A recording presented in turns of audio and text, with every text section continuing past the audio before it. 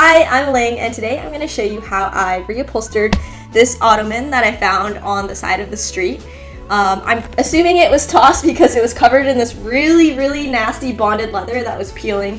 It's actually still peeling. It's peeling all over my apartment, and I'm still finding these little bits everywhere even after I cleaned up.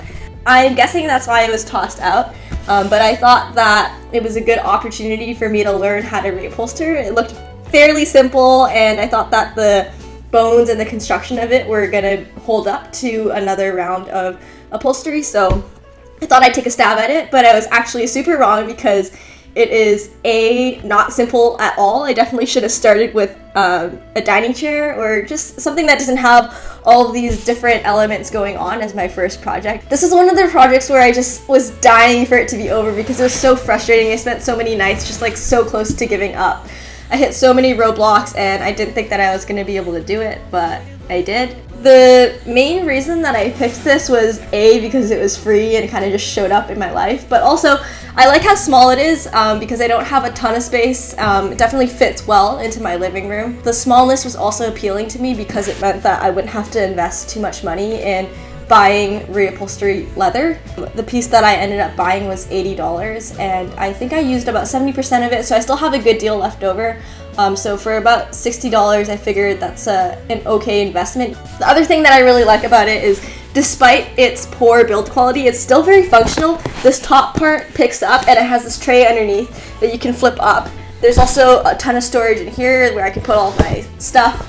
And then this, I guess you can put like drinks when you have guests over, or I don't know, just put other stuff, maybe a plant. I have so many plants, as you can see.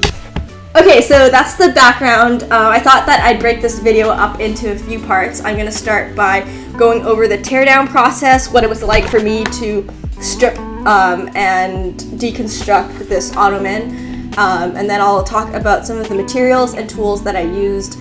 And then after that, it's basically just me struggling, learning how to use my sewing machine, struggling, learning how to use a staple gun, struggling to get all the pieces back onto the ottoman.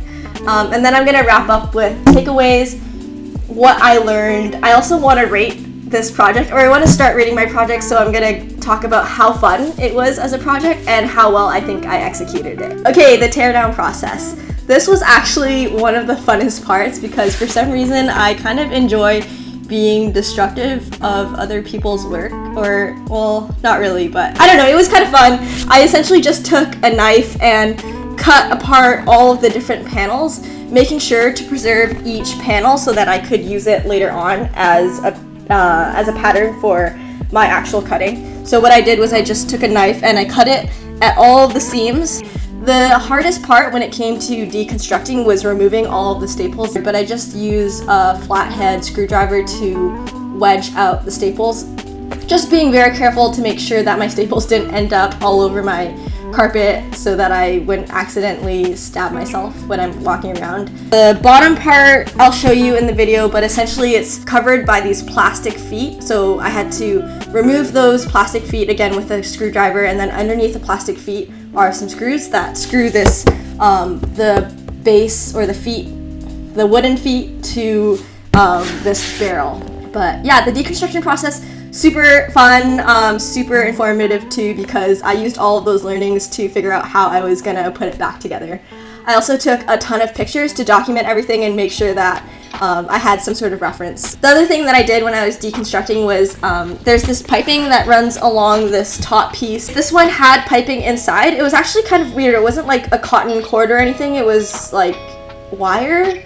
I don't really know what it was. Anyways, I just made sure that when I stripped this off to preserve that piping, so that's still in this ottoman here. Next topic is materials that I use. I just have some basic tools here. I have a Phillips head screwdriver, flathead screwdriver, and then some pliers. These were super handy when it came to removing all of the staples. Some of them were super wedged in. Some of them, when I took them out, just broke. So there's like little stems of staple that are dangerously sticking out. So this did a great job of pulling out the staples. The other tool that I used a lot later on was a staple gun. I just bought this Arrow T50 staple gun from Amazon. It was like $18. Okay, also obviously you need to get staples. I got the 3/8 1/2" staples, which is recommended for upholstery according to my mom, but I actually confirmed it because these are the exact same length of staples that the original people used for this ottoman. In addition to staple stuff, I also got a sewing machine. This is my very first sewing machine. The one that I got is the Genome HD 3000 Black Edition. For some reason, the black one is like $60 cheaper than the white one. I definitely would have preferred to get the white one just because I think it makes the visibility of sewing a lot better, but I'm super cheap. In addition to these new tools, I obviously still am using the same leather cutting tools. So I have my rotary cutter that I used a lot, X-Acto knife, double-sided tape, and then I also had to get some new thread because the thread that I use for hand stitching leather is way too thick for my sewing machine, so I used a size 69 thread. That's the max that my sewing machine can handle. Okay, moving on to my struggling to sew process. Like I mentioned, I just got a sewing machine, so it took me a while to get acquainted with it.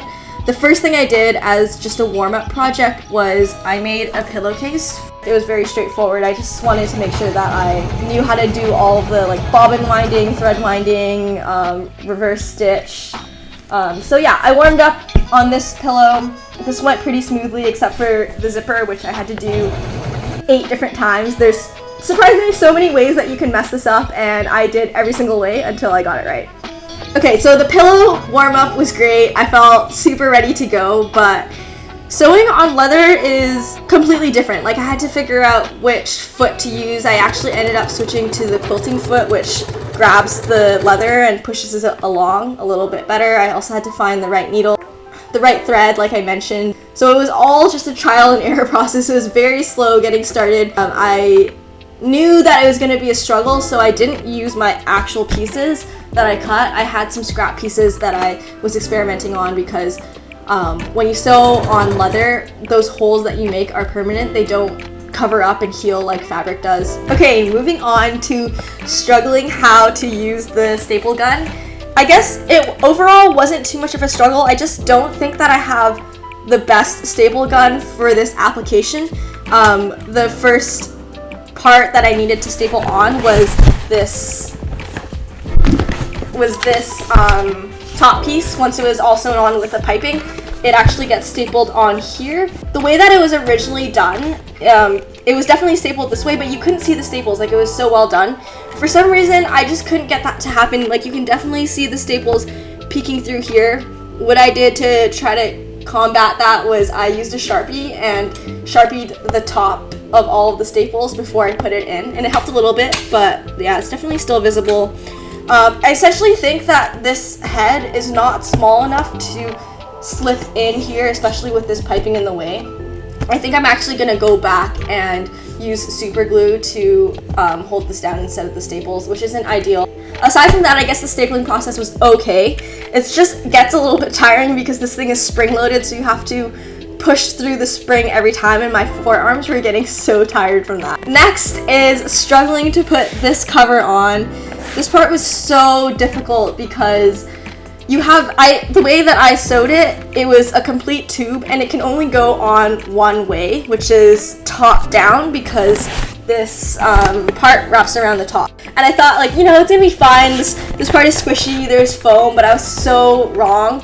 This foam underneath is, like I mentioned, not very well glued on to the barrel, so I'm trying to put this sticky-ish leather on over also sticky-ish foam. So there's so much friction going on, and as I'm pulling this cover down, the foam also wanted to pull down.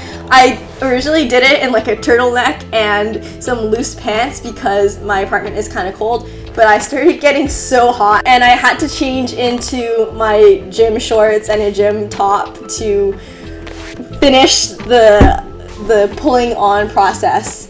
And when I finished, I felt like I had given birth to this ottoman because I was just like pulling and I didn't feel like anything was gonna happen. I was like, oh my god, I don't think this is gonna work. And then, you know, finally it worked and I was so happy, but also so tired. If I thought that the staple gun process was really hard, but actually this process was even harder. Like the next day, I actually am still sore here on my biceps for some reason because it took so much grip strength and might to pull this down. Yeah, so I don't know, like I don't know if the original process for this was as hard. This stuff is about the same backing or like static friction coefficient as what I was using, and the foam is the same, so I don't know, like I would never want to do this again. Once I got this cover on, like I said, I was super happy. I just had to screw this back on. That part was all pretty easy. Actually, before I did that, I staple gunned the perimeter of this fabric onto the bottom barrel, and then I put this on, and then I was done. Takeaways and learnings, I think a lot of it is what I had already mentioned. So the first thing is definitely use scrap leather on your sewing machine before you start sewing your actual pieces. Number 2, be super careful when you're working with staples because that stuff gets everywhere and it's also very dangerous if you happen to step on it. I ended up just using... Ow! I actually just cut myself on a staple when I went to get this jar. Anyways, be careful with staples because they're sharp. I thought that I was careful until now. Strangely, I didn't have any casualties until I started filming. Anyways, what I did was I just put all of my staples in a jar to make sure that they don't fly everywhere, and when I dispose of it, it's not gonna hurt anyone else. Okay, the third takeaway is just to make sure that all of your settings and your thread is properly routed inside your machine before you start. There was one instance that I ran into where it just kept jamming and I thought that I was doing something wrong, but really the way that my thread was routed, it just wasn't wrapped around one of the tension things on the top. So once I fixed that, I was good to go. Okay, last I want to, like I said, rate how fun this project was. I would give this project a 6 out of 10, I think. Like I said, the deconstruction teardown process was super fun. Loved that. And then I guess learning how to sew leather was very interesting too, and understanding how many staples go into reupholstery and how reupholstery construction is done. That was interesting. So yeah, I think a lot of the funness from this project came from all of the learning, but it's also the reason that I give it a 6 out of 10 because it was so hard. So yeah, 6 out of 10. In terms of how well I think I executed it, I would give myself a 8, I think, because I think it looks good. I like the color that I picked. I think all of the stitching and the shape overall fits well. I definitely have some nitpicks, like I said, about how my staples are showing on this top part. That was not great, but I also don't really think it's my fault. Like, I just didn't have the right tools. And then the inside of this could be done a little bit cleaner, but I just got to the point where I was like, screw it, I'm so close. I'm just gonna stuff this in and make it look passable. And yeah, maybe I'll go back and fix it up, but I think for now it's fine. Like, no one's really gonna look inside except for me. Okay, I guess that's it for the video. I don't think I really have anything else to say. I'm just gonna clean up this mess that is behind the camera in front of me and start editing everything.